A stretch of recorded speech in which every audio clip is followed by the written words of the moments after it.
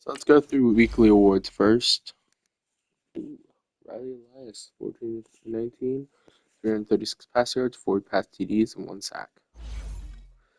Then let's go through weekly training. And then we'll go through upgrades, and then we'll go through playoff, and then we'll do yearly award.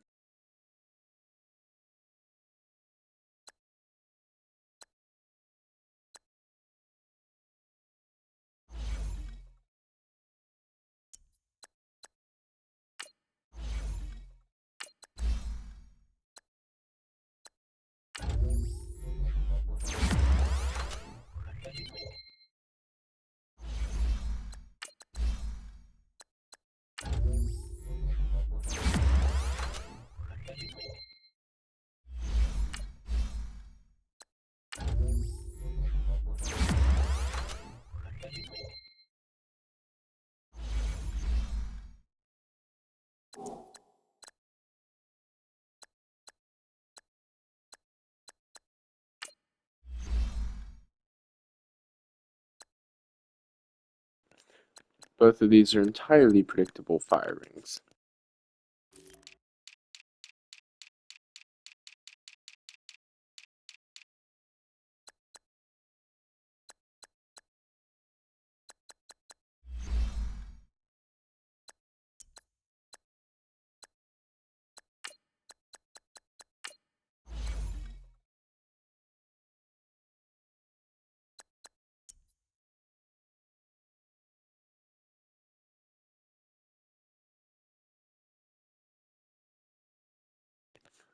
Really? Darren Bush literally regressed in the middle of the last game. Alright, let's take a look at the playoff schedule. So, Jaguars, Thunderbirds. Ooh, that's going to be interesting. Cowboys, Lions. Colts, Texans. Giants, Cards. So the Cardinals beat the Saints to get in. Oh. Let's see for NFC or AFC North. Yep. Colts and Jacksonville. Titans went 8-8. Dang, NFC South was pretty close.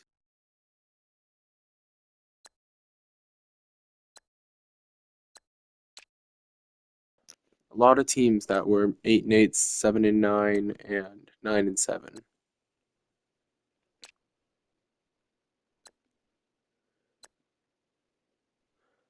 Might have been a bad year for the Vikings in terms of record, but you, if you're the Vikings, you got to be very happy with Will Leonard. The Saints and the Bucks were both 9-7 and failed to get. Oh, that's gotta hurt. 9-6-1. Reds. Oh my God, the NFC East. Every single team had a winning record, but the Redskins just. Oh, that's gotta hurt. Especially looking at the NFC West. That has got to hurt. I assume the Cardinals won the head-to-head matchup then.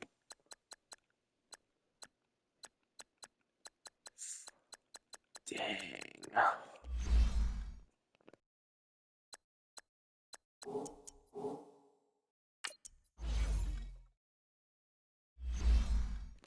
Lastly, I want to look at at worst teams of the season. Yep, no surprises there. Going from Panthers to Bears. Even though the Bears won their last two, the Panthers lost 13 in a row. Oh my God. Jeez. So, spoiler for MVP there, clearly.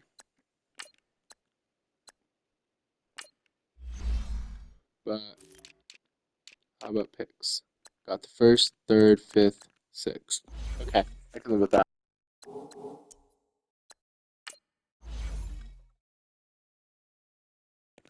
There we go. Darren Bush comes in second. Dalton McCoy comes in third. And Kenyatta Skinner comes in fourth.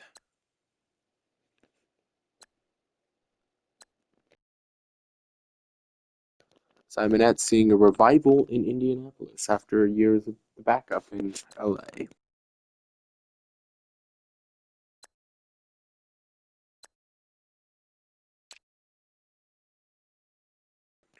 Mikey T edges out Jeffrey Hope for Coach of the Year. Sean McVay is number 3.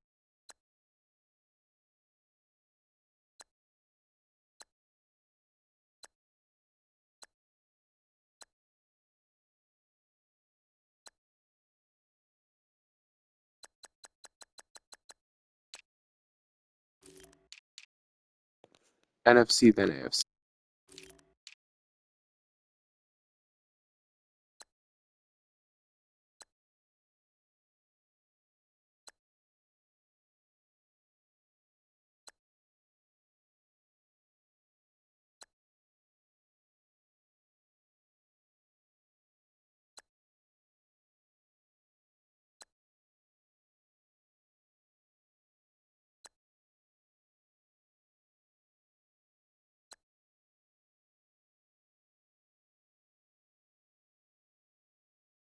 Nearly, or finishing in the top 10 of Offensive Player of the Year as a rookie QB. Well done.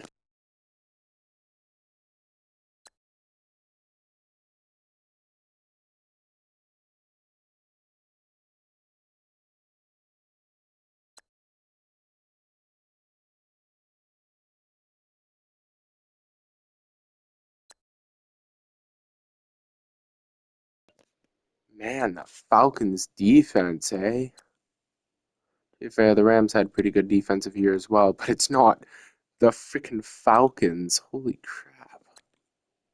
Well, if we see them in the Super Bowl, 5 players on this list. Yep, Offensive Rookie of the Year for the NFC undoubtedly was Will Leonard.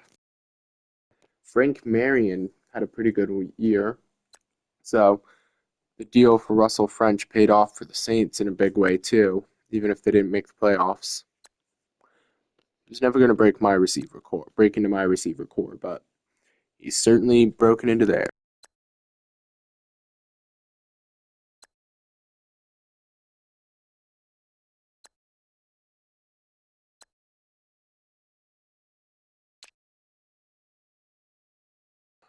The proverbial extra man on the roster, AC Alfalava, becomes the defensive rookie of the year in the NFC. I struggled so hard with whether or not to trade him, and I traded him.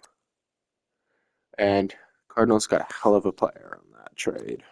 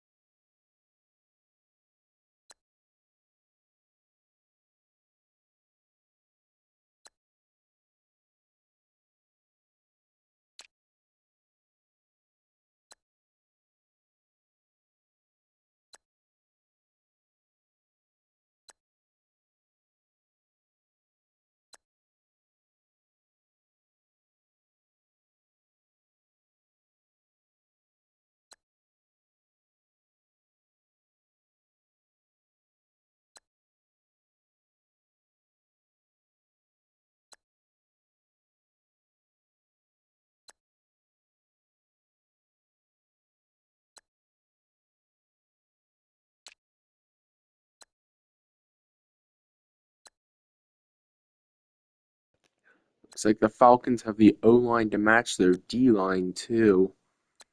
They don't make it to the Super Bowl. We dodged a freaking bullet. Jordan Rector with another one. That dude's on a fast track to the Hall.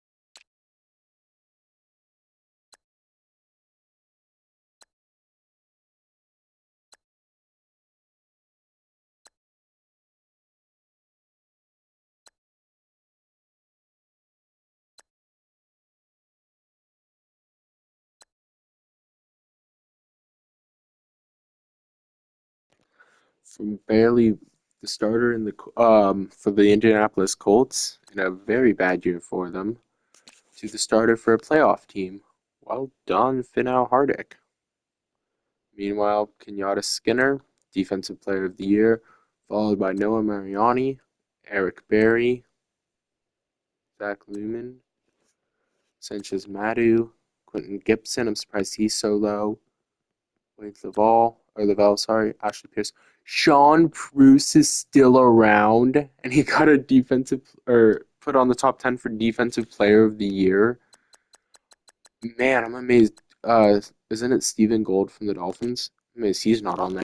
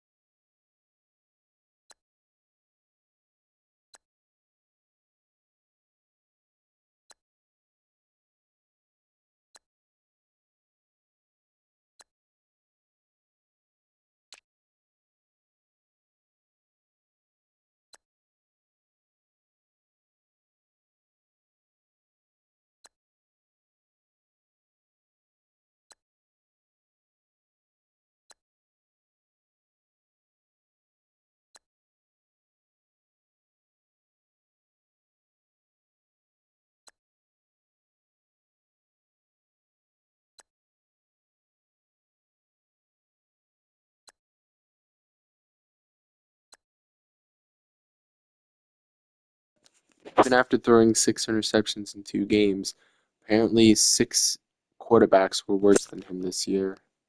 He did get a Player of the Week nomination, so that's probably why, or awards. That's probably why. Counterbalance each other.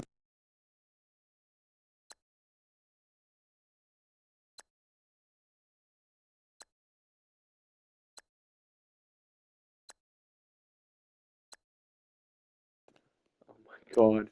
3 games or 4 games worth of rushing was enough to get Russ Gentry up into the top 10. He truly is just a unit. The real question as well, will it just be Henry Gunn on the top 10 best wide receivers list from the Steelers, or will Eason make it as well? Eason did not make it as well.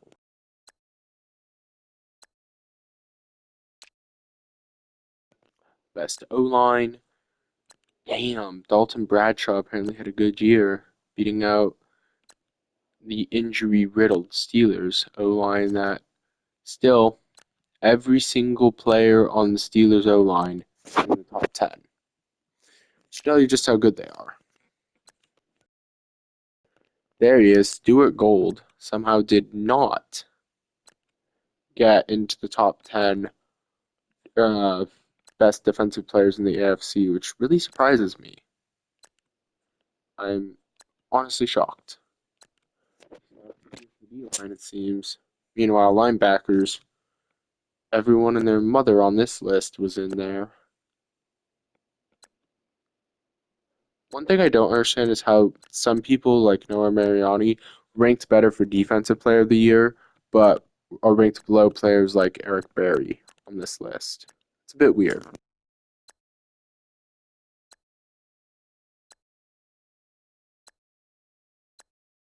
Like, Sean Bruce isn't even on that list.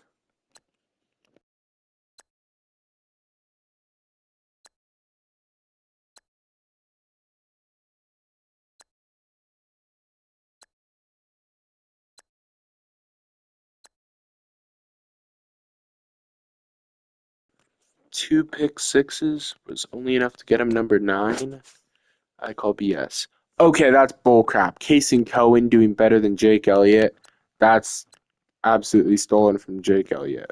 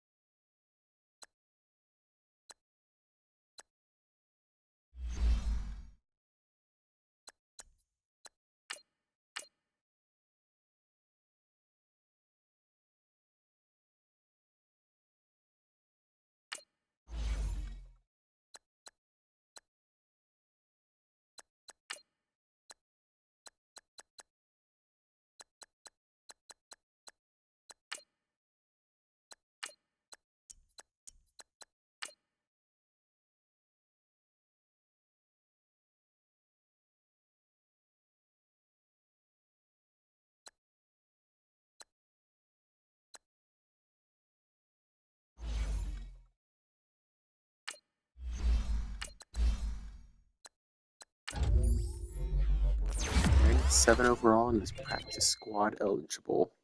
My God, Jake Bond.